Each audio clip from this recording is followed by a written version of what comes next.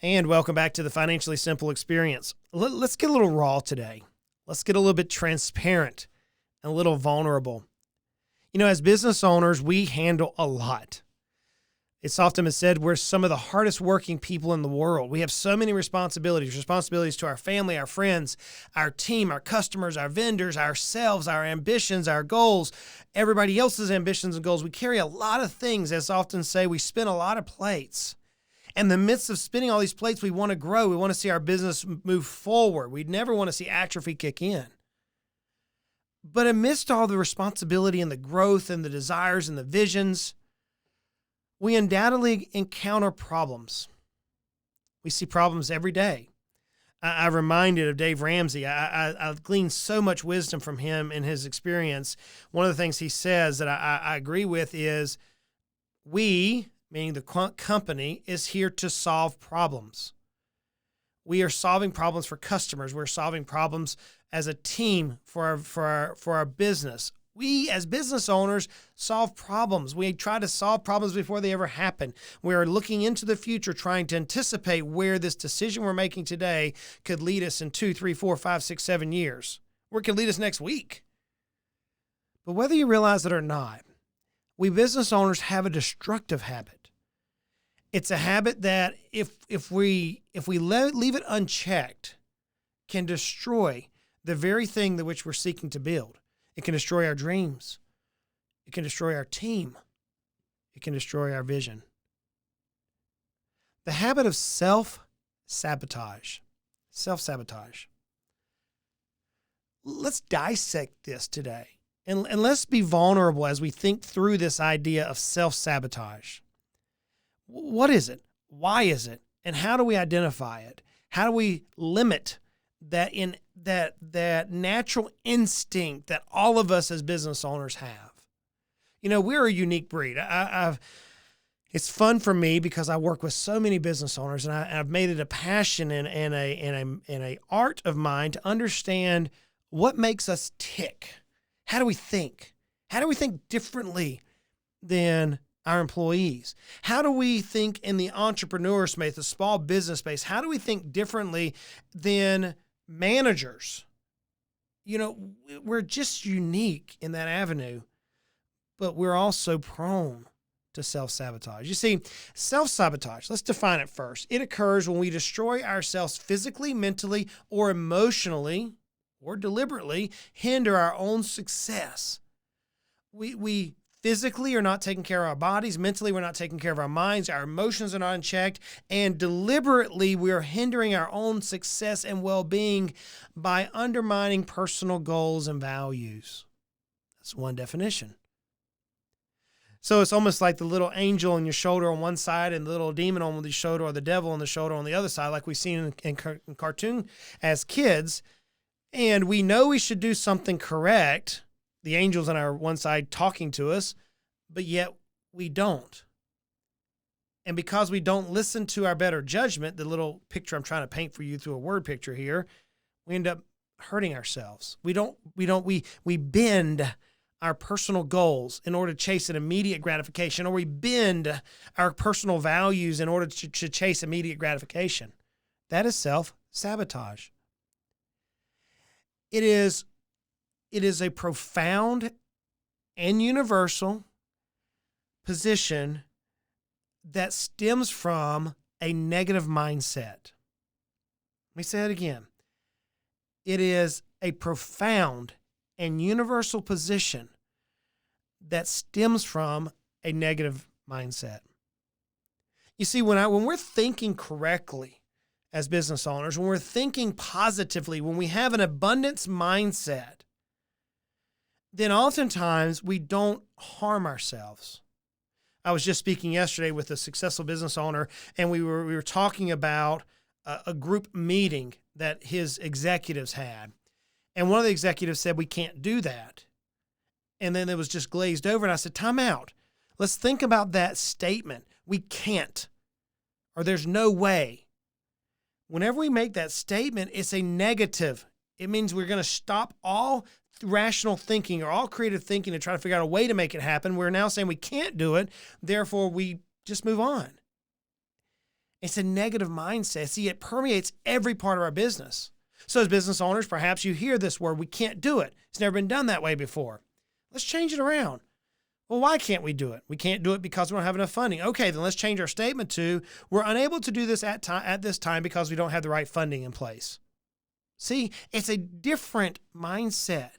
But self-sabotage often comes from negative mindset.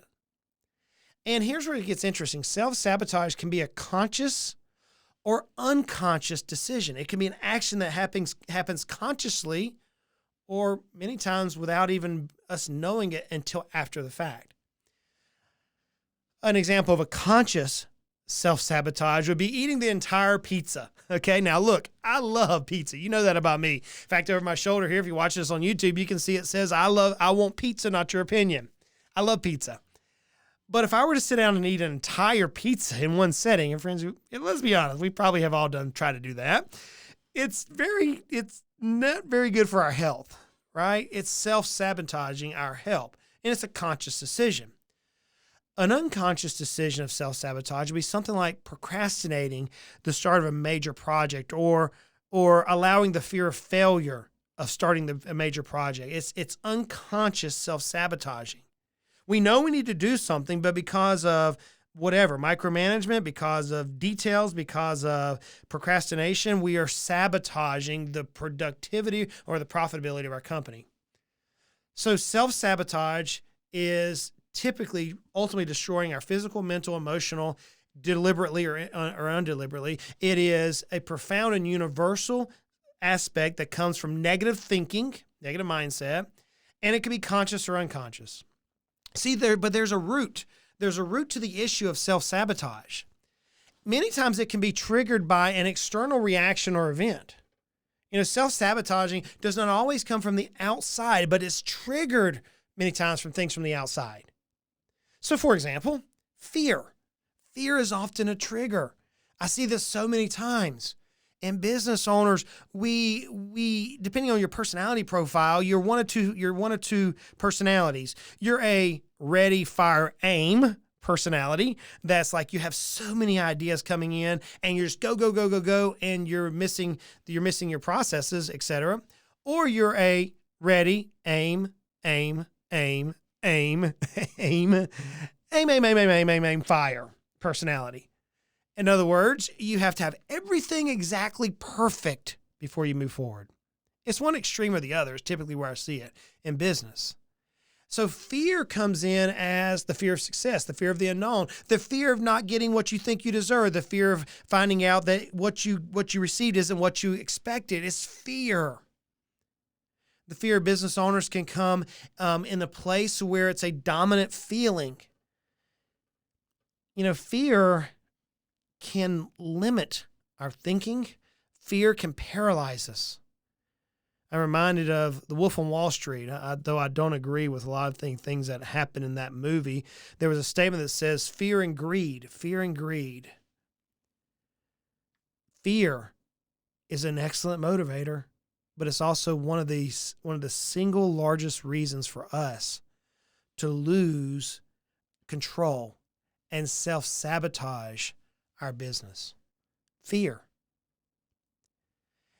See, we're hardwired for self-protection, and sometimes self-sabotaging means remaining in our comfort zone.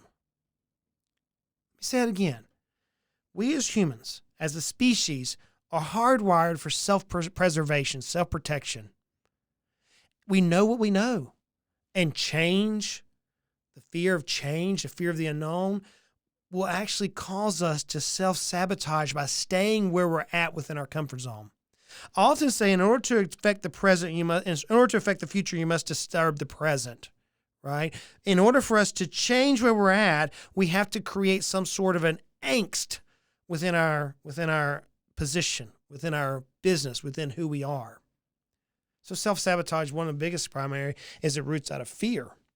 It's also rooted in a counterproductive mindsets, including negativity, disorganization, indecisive, and negative self-talk. For example, here's an example of this one. Imposter syndrome. I did a whole podcast on what is imposter syndrome. But for the cliff notes, What we'd say is imposter syndrome causes us to doubt ourselves to our own detriment. We destroy any chance of success simply because we can't believe we've earned it or deserved it. Man, I've seen this a lot. I've experienced this a lot. The fact that, man, do I really deserve this notoriety? I was recently nominated for a very prestigious award, and there's a possibility that I could win this award. And as I was doing an interview through this nomination, they said, "How does it make you feel?" And I'm like, I'm shell-shocked. I've never done anything in life to seek accolades. That's not who I am. I want to impact people. But to have this nomination come about the way it did was like, wow. It's an imposter syndrome. I can't believe that I've earned something. And oftentimes we as business owners can use that as detrimental to our own success. We self-sabotage. So what are the common forms in? What can we be ever vigilant on looking and seeing if we can identify these common forms of self-sabotage? Now, not all of them are going to be the same for every one of us, but I have to believe that as a business owner, one of these that I'm going to quote or teach around is going to impact you. So we want to talk through what it is. And more importantly, now that we identify it, how do we prevent ourselves from sabotaging our success, our values, our future? One of the first one that comes to mind is perfectionism. Perfectionism. The point that we spend too much time fine-tuning the details of a project in your business, allowing others to disrupt, causes us to self-sabotage. Rather than working to perfect one small details of your business, we have to step back as business owners and be willing to affect the entirety of the business.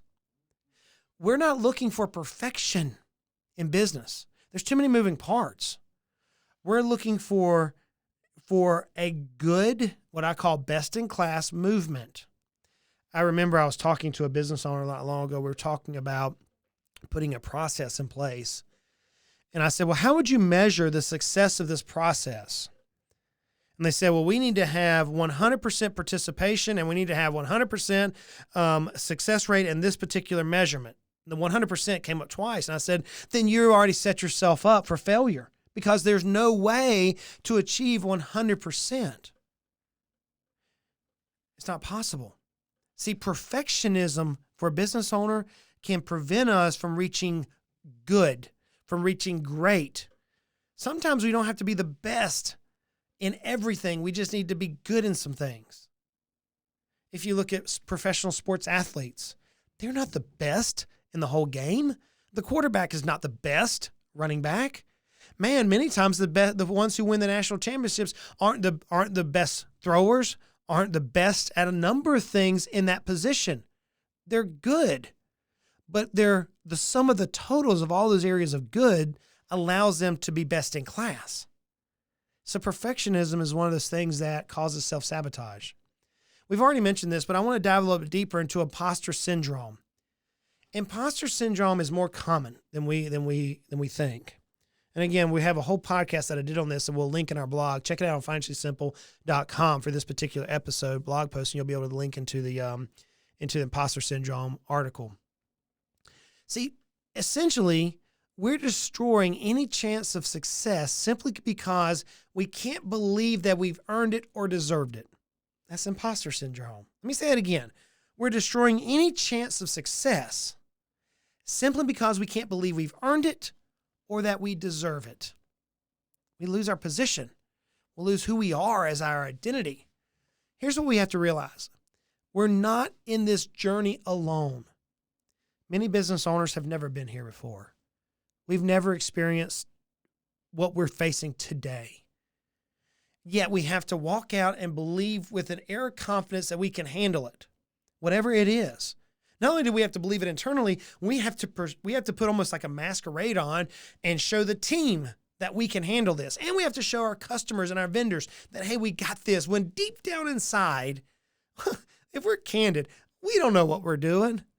I mean, if you look at it sincerely, this game of business, it's not scientific. It's not 1 + 1 = 2. It's a lot of gut feeling. It's a lot of movement. It's a lot of reactionary things. But yet many of us, millions of business owners, suffer from imposter syndrome. There's lots of studies that prove that, and we'll have it linked in our blog. There's a fear in imposter syndrome that we're going to be unmasked. We're going to be unmasked, but it's irrational. It's invalid. Most people are too far concerned with their own self-doubts to spend time scrutinizing you on your business decisions as an owner. They're too self-centered. That's the majority of people. It's all about me. How is this going to affect me? We don't have to worry about being found out as a masquerade, that we don't have to worry about the mask coming off of us. It's irrational thinking. Another way to combat imposter syndrome is to celebrate your small victories. One of the things I love to do is every day, what did we succeed in? Whenever we do something as a family, whether it's a trip, an event, a concert, just on the farm, or just for a day of family time, at the end of the day, I always ask my middle son, Justin, what did you like about today? See, what he has a tendency to do with his personality profile is to overanalyze everything and see negatives nonstop. And I know that about him. So what I ask him consistently is, what do you like about today? We've been doing this for some time, and this imposter syndrome that he was wrestling with is now moving away because he's celebrating the small victories. He's able to identify the things which, you know what, I really enjoyed X. And then I'll say, well, cool, me too. Why did you enjoy it? Great. Now, whenever he tries to go negative, hey, look, man, we're not going to talk about the bad things. There's always bad things. We can't control that. We can only talk about what's good. It's wiring our brains to think about those victories, small victories. So when we look at imposter syndrome, perfectionism is one, imposter syndrome is one. When we look at self-sabotage, perfectionism is one, imposter syndrome is one. Here's another one. We attempt to spin every plate. I'm going to call that micromanagement. We have natural talents, things that we do well and we enjoy doing. And so does everybody else. And then you have everything else that you don't like doing. And candidly, so does everybody else. That your business would not be in existence if it didn't happen. For me, it's paperwork. I hate paperwork. I think I would rather hammer nails into my eyes. I was to say, I'd rather stick a fork in my eye. I think I'd rather hammer a nail into my eyeball than to try to fill out paperwork. I hate it. I hate it. Now, does that mean I can't do it? No, I can do it. Does that mean I'm not good at it? No, I'm more detailed than many at filling out paperwork. And if I were going to try to spin all the plates, then even though I hate that, I would try to do it. I wouldn't trust it because no one can do it as good as me. In our world, if the paperwork is not filled out perfectly, it gets kicked back and we got to go back to the client to fill things out again. I can't tell you how frustrated I get whenever you have to go back to a client to get them to redo something that was already done because of a mistake on a team side. And yes, I could hold possession. I could micromanage that action 100% of the time, expecting perfection. Me trying to spin that plate. But it would be to the detriment. It'd be self-sabotaging to the business. Because my talents and my abilities need to be used elsewhere, and I have to accept that we're not going to hit 100% perfection in this one area at this time, but can we run into the 85%? Can we get into the 85 percentile range? You see, instead of handling items that you excel at and enjoy doing, let me say it differently. Instead of trying to handle the items that you don't excel at or that you don't enjoy doing, we want to hire a team and we want to give them the things that we're not good at. Let me take it a step further.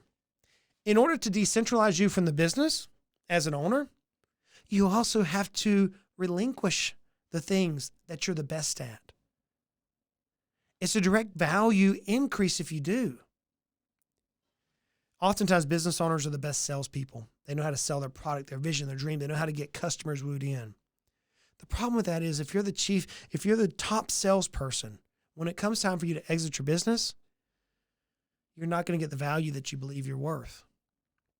So self-sabotaging by not relinquishing the things that we're not good at, and we self-sabotage by not relinquishing the things that we are good at. Here's another one. We self-sabotage because we're too busy to continue our education. You know, friends, regardless of what industry you're in, there's education that we could all gain.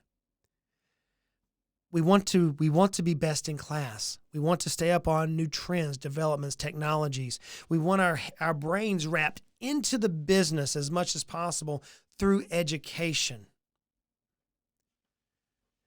If we're too wrapped up in menial tasks to invest in our own thought patterns, into investing into challenging the way we think, then you're going to fall behind your competition. Period. No ifs, ands, or buts. You're going to fall behind your competition. We live in a rapid growth mode today. Business is ever changing. And unless you're educating yourself and being challenged by multiple people, then you're self-sabotaging. So how do we deal with this? Why don't you at the beginning of the year, or even right now, as you're listening to this podcast or reading this particular article on our Financially Simple, financiallysimple.com, why don't you go ahead and look at your schedule for the next year and go ahead and block in some time for you to go attend a new CE, a continuing education event. Go earn a new credential. Go learn a new trick of the trade. Maybe you hire a coach that could come in and work on your schedule and challenge you and teach you. Your time is too valuable as a business owner to be spent doing certain remedial tasks. You want to spend your time investing in your knowledge so that you can pour your knowledge into your company. So if you're too busy to get CE, continuing education, go ahead and build a schedule or start delegating more to your team. Now, that's easier said than done because of what we just talked about. We got the plate spinners out here. We want to do everything ourselves. We want to micromanage. But that's the reason for self-sabotage is we don't constantly continue to educate ourselves. And finally, when we're dealing with self-sabotage, one thing that I see consistently is waiting to strike. Whenever I go fishing, my favorite type of fishing is deep sea fishing. One time we were offshore and we were throwing topwater lures at some mahi. And watching these fish, they would swirl around, they would come several times, and they would wait for the perfect opportunity. And while they were waiting, another fish would come and take the bait. And they missed their opportunity, obviously, to get hooked, but they missed their opportunity for that meal. Waiting to strike. In business, things happen quickly. And if you're unwilling or hesitant in a decision, then you miss an opportunity. I'll give you a real-life example that just happened this week. We're dealing with an employment crunch in our society right now because of many circumstances. And whenever we as business owners need to hire somebody for our business, we cannot delay.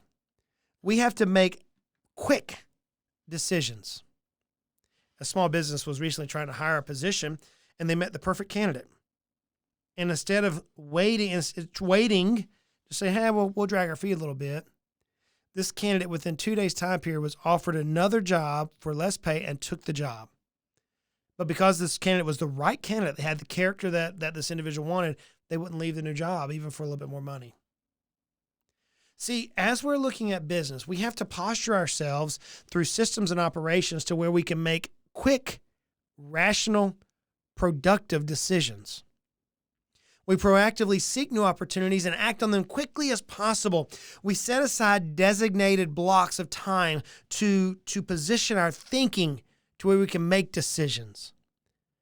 We position the team and the structures and the processes to where we can be proactive versus having to be reactive. We position us where, candidly, sometimes we kick ourselves in the butt, forcing us to make a decision. So, friends, self-sabotage in business happens all the time. I'm thinking of a particular individual I know right now that can't get out of their own way. They say, from one breath, they say, yes, I want to decentralize myself. I want the company to run without me, the business owner. I want to go play golf more. I want to do this more, that more.